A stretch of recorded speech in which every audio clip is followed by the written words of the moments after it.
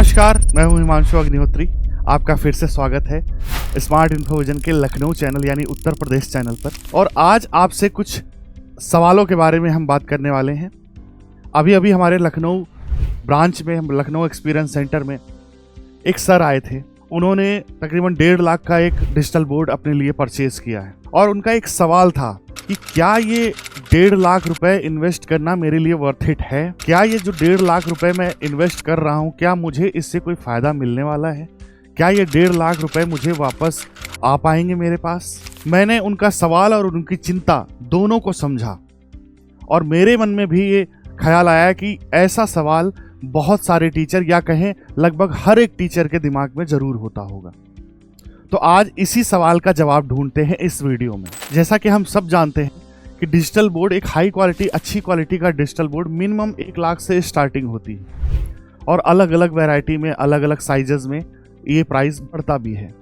तो किसी भी टीचर के लिए, किसी भी पर्सन के लिए 1 लाख जितना या 1.5 लाख जितना बहुत बड़ा अमाउंट कहीं भी इन्वेस्ट करना इतना आसान नहीं होता जब तक हमें पूरा कॉन्फिडेंस ना हो कि हम जिस चीज़ पर इन्वेस्ट कर रहे हैं उससे हमें किसी तरीके का भी फ़ायदा मिलने वाला है।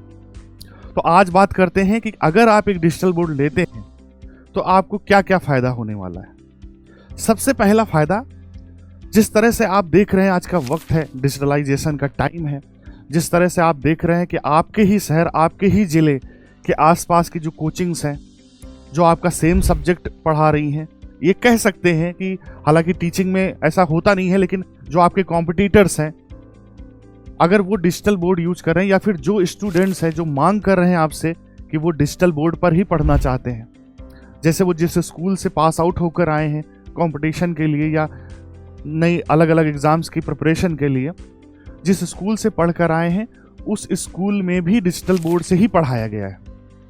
तो जब वो आपके पास आएंगे तो डेफिनेटली वो वाइट बोर्ड पर नहीं पढ़ना चाहेंगे। उन्हें, उनकी आदत है कि वो डिजिटल बोर्ड में पढ़ें। ये एक बड़ा रीज़न होता है। तो कहीं ना कहीं जिन टीचर्स के पास डिजिटल बोर्ड नहीं होता या जिन्होंने अभी तक डिजिटल बोर्ड में इन्वेस्ट नहीं किया होता, उनके मन में कहीं डर होता है, कहीं थोड़ा सा संकोच होता है कि वो किस तरह से इस कॉम्पिटिटर वाली जनरेशन में, इस नए दौर में किस तरह से वो कम्पीट कर पाएंगे।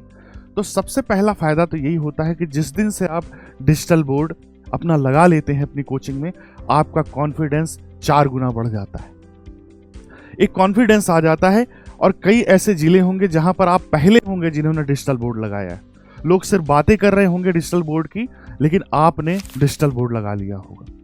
तो ये एक कॉन्फिडेंस आपके अंदर आ जाएगा। सबसे पहला फ़ायदा तो ये होता है। दूसरा, डिजिटल बोर्ड नई टेक्नोलॉजी है। कुछ बच्चे पहली बार डिजिटल बोर्ड को देखेंगे तो आपकी मार्केटिंग का भी एक बहुत बड़ा जरिया हो जाता है डिजिटल बोर्ड भी, कि एक ऐसे टीचर हैं जो अच्छा पढ़ाते भी हैं, प्लस वो नए तरीक़ों से पढ़ाते हैं, डिजिटल बोर्ड से पढ़ाते हैं, तो ज़्यादा से ज़्यादा बच्चे आपसे जुड़ना चाहेंगे। तो इसको कह सकते हैं कि ये मार्केटिंग का भी एक बहुत बड़ा जरिया हो जाएगा, यानी कि आपकी पहुंच ज़्यादा से ज़्यादा स्टूडेंट्स तक हो पाएगी। तीसरा सबसे बड़ा रीज़न है आपको इन्वेस्ट करने का, और वो है समय की बचत। आप 40 से 45 मिनट का या 1 घंटे का एक पीरियड पढ़ाते हैं किसी भी टॉपिक से रिलेटेड या किसी भी सब्जेक्ट से रिलेटेड, और उस 1 घंटे में लगभग 10 से 15 मिनट आपका वाइट बोर्ड पर ग्राफ बनाने में या फिर बहुत सारे चित्र बनाने में चला जाता है। डिजिटल बोर्ड के माध्यम से आप उन सभी टॉपिक्स को बिना लिखे, बिना अपने हाथ से लिखे हुए PDF फॉर्म में या पिक्चर्स फॉर्म में आप पढ़ा सकते हैं। तो जो चीज़ें आप 3 से 4 घंटे या 3 से 4 पीरियड्स में आप पढ़ाते थे, वो आप 40 से 45 मिनट में डिजिटल बोर्ड के माध्यम से पढ़ा सकते हैं।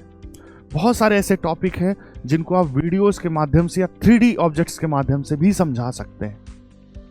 तो जो कोर्स आपका 3 महीने, 4 महीने में कंप्लीट होता था, वो आप 1.5 महीने में ही कंप्लीट करवा सकते हैं। अगली वजह है इन्वेस्ट करने की, और सबसे बड़ी वजह है कि एक टीचर चाहता है कि वो जो स्टूडेंट्स को अपना टॉपिक बता रहा है वो ज़्यादा से ज़्यादा अच्छे तरीके से बता सके, ज़्यादा से ज़्यादा कंटेंट डिलीवर कर सके अपने स्टूडेंट्स के पास।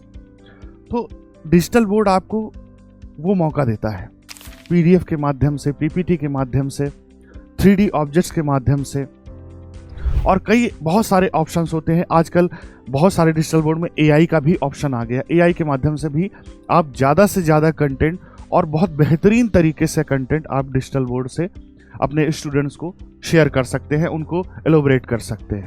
उदाहरण के तौर पर अगर समझें कि अगर हम मैथ्स का कोई क्वेश्चन सॉल्व कर रहे हैं तो हम एक टीचर अपना एक मेथड उस सवाल को हल करने में लगाता है, लेकिन कई बार होता है कि बच्चे उस मेथड को नहीं समझ पा रहे हैं तो हम मेथड बदलते हैं। हम एक या दो मेथड में उस क्वेश्चन को लगा सकते हैं, लेकिन एआई की मदद से, डिजिटल बोर्ड की मदद से आप ऐसे 4-5 मेथड से एक ही क्वेश्चन को सॉल्व कर सकते हैं, जिससे एक स्टूडेंट्स उस क्वेश्चन को बहुत आसानी से समझ सकता है अलग अलग मेथड के माध्यम से। इस तरह बायोलॉजी, केमिस्ट्री, इस सभी सब्जेक्ट्स में आपको बहुत सारे ऑप्शन मिलते हैं डिजिटल बोर्ड्स में, जिनमें आप बहुत आसानी से टॉपिक्स को एलोबरेट कर सकते हैं, समझा सकते हैं। और क्योंकि पिक्चर्स को दिखाना और पिक्चर्स के माध्यम से पढ़ाना डिजिटल बोर्ड में बहुत आसान हो जाता है, तो आप जानते हैं कि पिक्चर्स के माध्यम से बच्चों को ज़्यादा अच्छे से समझ में आती हैं चीज़ें, वो ज़्यादा अच्छे से सीख पाते हैं। तो ये एक बड़ा रीज़न हुआ। अब आते हैं ROI कैसे निकलेगा, यानी कि जो आपने इन्वेस्ट किया है वो आपके पास कैसे आएगा। ठीक है, तो सबसे पहले मैंने बताया मार्केटिंग बढ़ेगी, लोग बढ़ेंगे यानी स्टूडेंट्स बढ़ेंगे, और उससे भी आपका ROI अच्छे से जनरेट होना स्टार्ट हो जाएगा। आपकी मार्केट वैल्यू बढ़ेगी। एक टीचर्स का जो नया दौर है, जो कंपटीशन है, उसमें भी आप एक बहुत अच्छी जगह पर रहेंगे। दूसरा, डिजिटल बोर्ड के माध्यम से आपको ऑनलाइन का ही भी एक बहुत बड़ा रास्ता आपके लिए ओपन हो जाता है। यानी कि अभी तक आप ऑफलाइन पढ़ा रहे हैं 40-50 बच्चों को, और जब डिजिटल बोर्ड आप ले लेते हैं तो क्योंकि YouTube पर डिजिटल बोर्ड पर पढ़ाने वाले टीचर्स को ज़्यादा रीच मिलती है, ज़्यादा स्टूडेंट्स पढ़ना पसंद करते हैं ऑनलाइन, तो अगर आपके पास डिजिटल बोर्ड होगा तो आपके लिए एक ऑनलाइन का भी रास्ता खुल जाएगा। और अगर आपका ऑनलाइन का रास्ता खुल गया तो आप जानते हैं कि YouTube पर आप पढ़ाने पर कितना कुछ बना सकते हैं।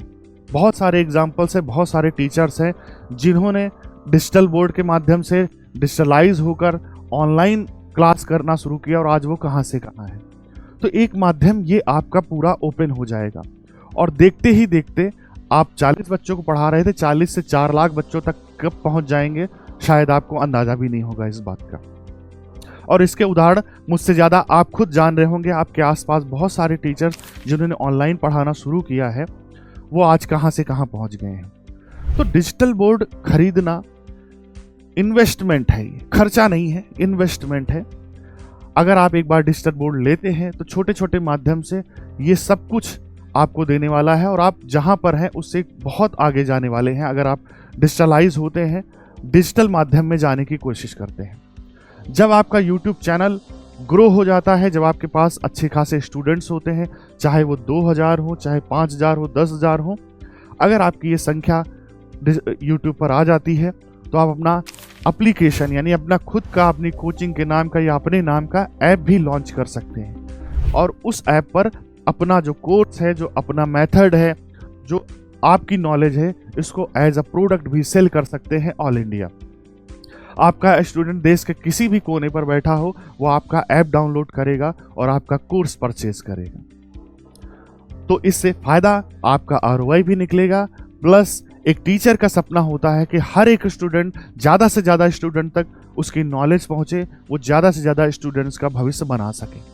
तो आपका वो सपना भी पूरा होगा, अनलिमिटेड रास्ता ओपन होगा, पूरे देश से स्टूडेंट्स आपसे पढ़ेंगे।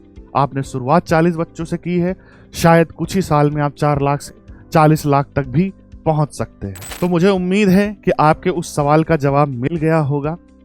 और भी अगर समझना चाहते हैं, और भी चीज़ें देखना चाहते हैं कि किस तरह से ऑनलाइन सेटअप वर्क करता है, किस तरह से डिजिटल बोर्ड वर्क करता है, किस तरह से हम YouTube चैनल को चला सकते हैं, किस तरह से अपना स्टूडियो बना सकते हैं, अगर आप ये जानना चाहते हैं तो नीचे दिए हुए नंबर पर कॉल भी कर सकते हैं।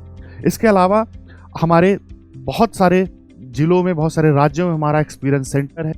अगर आप नोएडा से हैं या उत्तर प्रदेश में नोएडा के करीब हैं तो नोएडा हमारे हेड ऑफिस आ सकते हैं। अगर आप लखनऊ के नज़दीक हैं तो आप लखनऊ में हमारे हजरतगंज लखनऊ में आ सकते हैं। अगर आप जौनपुर के नज़दीक है जौनपुर, वाराणसी के नज़दीक है तो वाराणसी, बिहार से है तो पटना, भागलपुर, अगर आप मध्य प्रदेश से हैं तो इंदौर, गुजरात से हैं तो अहमदाबाद, महाराष्ट्र से हैं तो पुणे, राजस्थान से हैं तो जयपुर, इस तरह से अगर बंगाल से हैं तो कोलकाता में हमारा एक्सपीरियंस सेंटर ओपन होने जा रहा है। तो इनमें से किसी भी एक्सपीरियंस सेंटर पर आप विजिट कर सकते हैं और खुद इन स्टूडियोज़ को एक्सपीरियंस कर सकते हैं, चला सकते हैं, अपने लिए वीडियो भी रिकॉर्ड करके देख सकते हैं कि कैसा एक्सपीरियंस आपका होता है, किस तरह से ऑनलाइन माध्यम से आप स्टूडेंट्स को पढ़ा सकते हैं। आई होप कि ये वीडियो आपको अच्छा लगा होगा। मिलते हैं फिर किसी ऐसे ही वीडियो के साथ, तब तक के लिए जय हिंद।